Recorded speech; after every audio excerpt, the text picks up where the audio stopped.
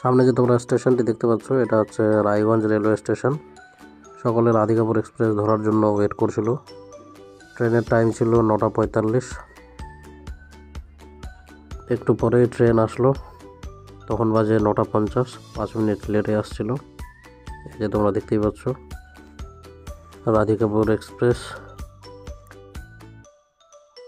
Train থামার পর সকলে নিজের নিজের সিটে বসার জন্য ছোটাছুটি করছিল।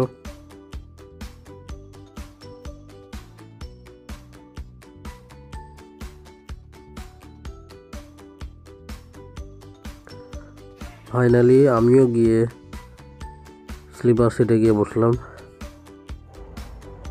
এই যে দেখতে পাচ্ছ।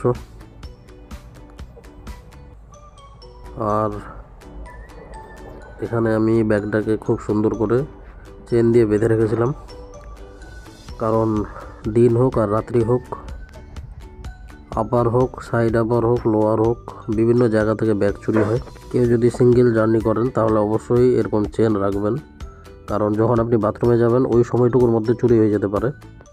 সেই জন্য আমি এটা বেঁধে রেখেছিলাম। ঘুম থেকে হঠাৎ করে আমি 1:30টার দিকে একবার উঠে যাই, দেখছি একটা বাচ্চা 11 বছর বয়স হবে, সে একটা ট্যাবে গেম খেলছিল আর ভিডিও দেখছিল। অপর পাশে তার মাও শুয়েছিল আরএসি সিটে, কিন্তু তার মা ঘুমিয়ে গেছিল 11টার দিকে, তার ছেলে জেগেছিল। এই হচ্ছে আজকের জেনারেশন, যারা তাড়াতাড়ি ঘুমাতেই চায় না।